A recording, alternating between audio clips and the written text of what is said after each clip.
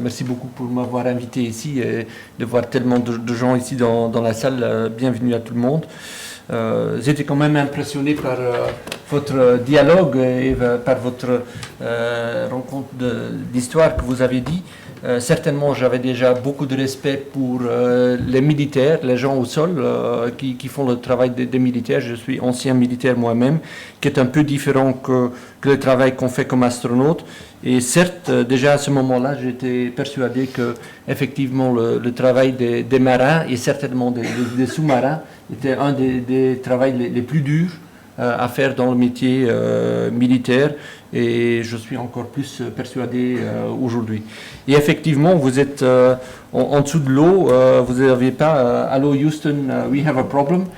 C'est complètement contradictoire à ce que l'astronaute doit faire, parce que comme astronaute, la première chose qu'il doit faire quand il a un problème, c'est d'aller aux radios et dire « Houston, I have a problem ». On ne lui demande absolument pas de prendre aucune décision. Donc c'est un peu tout à fait contraire à votre métier. De l'autre côté, naturellement, il y a quand même pas mal de similitudes. D'abord, si on parle de mission, de vols habités, comme dans votre métier, on commence par une sélection.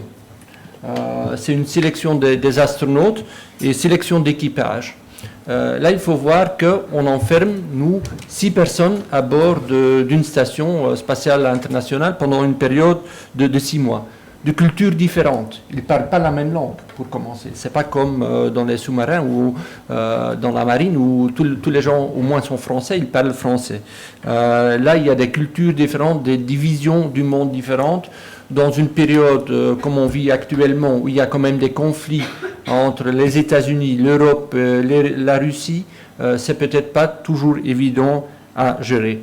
Et donc la sélection des astronautes, c'est quelque chose qui est extrêmement important pour sélectionner des gens qui non uniquement ont des compétences, sont intelligents, sont des ingénieurs, des médecins, des scientifiques, qui peuvent apprendre très vite parce qu'ils doivent apprendre leur métier et leur mission, ce qu'ils doivent faire dans leur mission en un très court de temps, mais qui aussi ont tout à fait cet aspect humain, comme vous l'avez dit à la fin, c'est surtout une aventure humaine, qui peuvent travailler ensemble et qui peuvent travailler en équipe.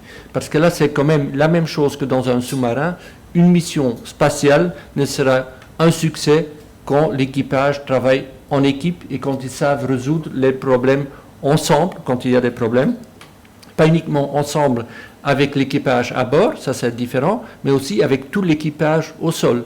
Et là, il y a une distance, on ne voit pas les gens avec lesquels on travaille au sol, on ne les a jamais rencontrés, il n'y a pas cet esprit d'équipe qu'on peut forger pendant tout l'entraînement, mais ces gens-là, ils vont être indispensables à leur résoudre les problèmes parfois aussi critiques. Il faut pouvoir dialoguer avec eux, il faut pouvoir discuter avec eux, il faut trouver les solutions ensemble avec eux. Deuxièmement, naturellement, après la sélection, c'est l'entraînement. L'entraînement pour un vol spatial, ça prend à peu près 2-3 ans maintenant pour un vol de longue durée. Là, de nouveau, beaucoup de similitudes avec votre entraînement. L'entraînement le plus important, c'est en cas d'urgence. C'est la même chose dans un bateau, dans un sous-marin, quand il y a de la feu, c'est dangereux. Mais dans la Station spatiale internationale, c'est égal. Quand il y a de la feu, on n'a pas beaucoup de temps pour réagir. Et là, naturellement, c'est un des cas uniques dans lequel on ne demande pas au sol « Houston, I have a problem », mais où là, le commandant est vraiment responsable pour prendre des actions.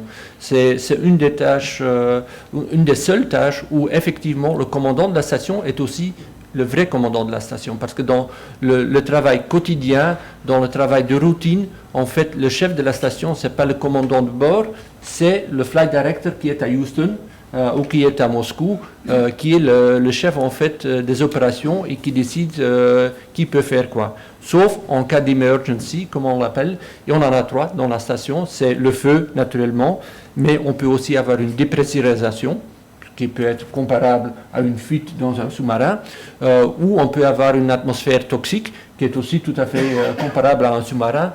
Si on a une fuite nucléaire, chez nous, une fuite biologique de certaines expériences ou d'ammoniac par exemple, ça peut être très mortel pour l'équipage. Et donc là, l'entraînement se concentre certainement avec les équipages et le commandant de bord qui doit pouvoir prendre des décisions. Et là aussi, on a beaucoup de drills à faire. Comment est-ce que en premier lieu, on peut sauver l'équipage, c'est toujours notre premier devis.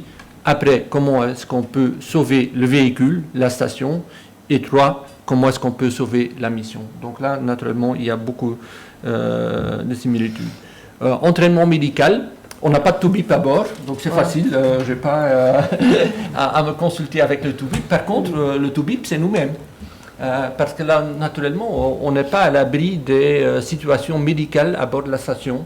Moi, par exemple, j'étais le TOUBIP à bord de la station pour mon équipage. Je suis de formation ingénieur, télécommunications, pilote de chasse, pilote d'essai, astronaute, mais je n'ai jamais fait des études de TOUBIP. Néanmoins, par exemple, en cas d'abcès dans les dents, par exemple, la seule chose pour comment le guérir, c'est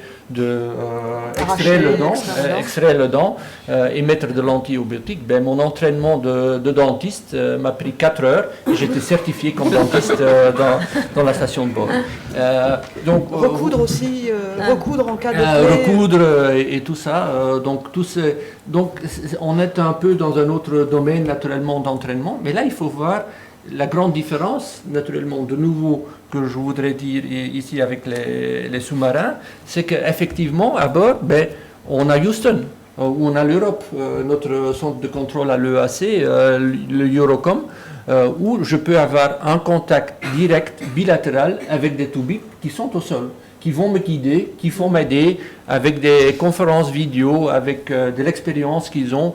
Et donc, je ne serai pas tout seul à faire des opérations à bord de la station. Donc là, de nouveau, l'esprit d'équipe, l'aide qu'on peut avoir de tous ces gens, pas 100 personnes, on est 6, mais il y a des milliers de personnes qui travaillent pour supporter une mission opérationnelle de la station, et on est en contact permanent avec eux, et donc l'esprit d'équipe est un peu plus large. Problème de logistique, exactement la même chose que dans le sous-marin. Vous pouvez être autonome pendant 80 jours ou 100 jours en dessous de l'eau, mais les astronautes aussi, on n'a pas les véhicules qui peuvent nous ravitailler tous les jours. Il y a une planification des véhicules de ravitaillement. Les vols spatiaux, ils sont dangereux. De temps en temps, il y a les véhicules de ravitaillement qui explosent. On en a eu 3 explosions il y a 1 an. Donc voilà, c'est quelque chose à risque. Donc là aussi, dans la station, on doit pouvoir résoudre des problèmes critiques, pouvoir avoir assez de logistique pour la nourriture, pour l'eau, pour l'oxygène et tout ça. Donc c'est un des problèmes, des défis les plus grands, je pense, pour la station. Dans toute opération, d'ailleurs, je sais que la logistique, c'est peut-être pas toujours le plus sexy, mais il n'y a aucune opération, ni une opération de sous-marin, ni une autre opération militaire, ni une opération de la station spatiale opérationnelle qui peut fonctionner si la logistique ne fonctionne pas correctement. Vous avez parlé de support famille, c'est exactement la même chose pour les astronautes. Naturellement, chez nous, c'est tout à fait différent de nouveau. Nos astronautes, ils partent en entraînement pendant 3 ans partout dans le monde. Donc ils ne s'entraînent pas uniquement au centre des astronautes européens, mais les astronautes s'entraînent dans tous les centres qui participent dans la Station spatiale internationale. Ça veut dire que pendant 3 ans de temps, ils ne sont presque jamais à la maison. Ils vivent dans des hôtels et dans des valises. Ce qui est quand même pas évident, tout ça avant qu'ils partent 6 mois dans l'espace où ils sont partis en permanence. Donc on a tout un programme de support famille qui existe au centre des astronautes européens à Cologne. Entre autres, on a un budget de voyage pour les familles qui peuvent voyager dans les endroits où les astronautes s'entraînent. Pendant leur mission dans la station, le dimanche, il y a une conférence famille qui est planifiée. Ils ont à peu près 1 heure de contact vidéo, Skype, c'est pas Skype, mais c'est la même technologie. Et on a toute une équipe qui gère en permanence le support des familles. Est-ce qu'on le fait pour les hommes ou pour les femmes, pour les accompagner? Pas certainement, naturellement, on le fait un peu comme dans votre domaine, dans notre propre intérêt, parce que ce qu'on veut certainement, c'est que l'astronaute peut se concentrer sur son travail, sur son entraînement, sur les tâches qu'il doit faire à bord de la mission. Et quand il a des soucis de famille, il ne pourrait pas se concentrer, il ne pourra pas faire un bon travail. Donc de nouveau, c'est un investissement dans notre propre travail qu'on fait pour ça. Donc ça, c'est un peu, je dirais, les aspects de mission. Naturellement, on a des autres contraintes dans l'espace. Un des plus grandes contraintes qu'on a, c'est l'optimisation. Voler dans l'espace, prendre des kilos dans l'espace, c'est cher. Comme Jean-François Clairvoy l'a dit, c'est cher dans le sens, je dirais peut-être en masse, en totalité. Naturellement, si on voit ce qu'on dépense dans l'exploration spatiale européenne en Europe, c'est 1 euro par an par Européen. C'est pas cher du tout, naturellement. Mais néanmoins, on essaye d'optimiser les ressources qu'on a besoin dans la station, parce que amener 1 kilo dans la station, il faut un lanceur pour lancer ces kilos, et c'est relativement cher, donc on essaye d'optimiser. Optimiser en énergie, on n'a pas de source nucléaire, on n'a pas de...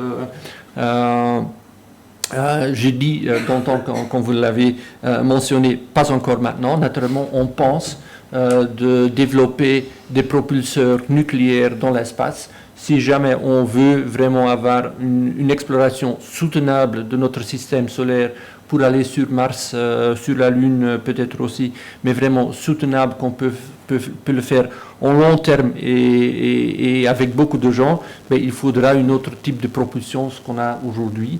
Donc une propulsion nucléaire, électrique nucléaire est certainement nécessaire. Mais donc aujourd'hui, on a 80 kW pour toute la station. C'est pas beaucoup. Donc ça veut dire qu'en permanence, on doit gérer l'énergie. On ne peut pas faire toutes les expériences en même temps. C'est une source de planification et d'optimisation. Optimisation de masse, comme j'ai déjà dit. Par exemple, si je prends, on n'a pas des petites bouteilles, on n'a que des grandes bouteilles. Mais par exemple, pour vous donner une idée, pour l'hygiène, chaque astronaute a droit à 300 millilitres d'eau par jour, pas plus. Donc c'est une optimisation de ressources, de masse, parce que tout cette eau-là, naturellement, il faut le recycler.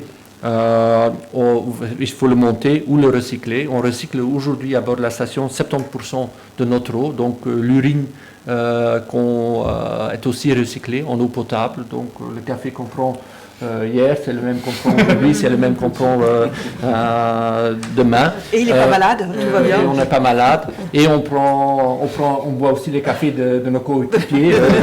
C'est aussi un aspect psychologique, naturellement, qu'il faut prendre en compte. De nouveau, l'importance de la sélection. Vous avez parlé du cuistot. On n'a pas de cuistot, naturellement, à bord de la station, mais la nourriture, c'est quelque chose qui est extrêmement important pour la psychologie de l'équipage, pour avoir de nouveau le bon esprit, que les gens peuvent travailler dans les meilleures circonstances. Et de l'autre côté, optimisation de ce qu'on appelle le crew time. On n'a pas 100 personnes, on n'a que 6 personnes. On a énormément de tâches à faire. Donc chaque tâche qu'on doit faire doit être optimalisée.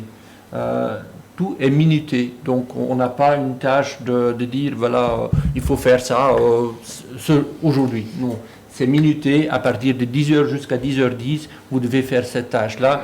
Il y a un calendrier, il y a les procédures, et donc ça c'est vraiment quelque chose qui est, je dirais, très spécifique à la station spatiale.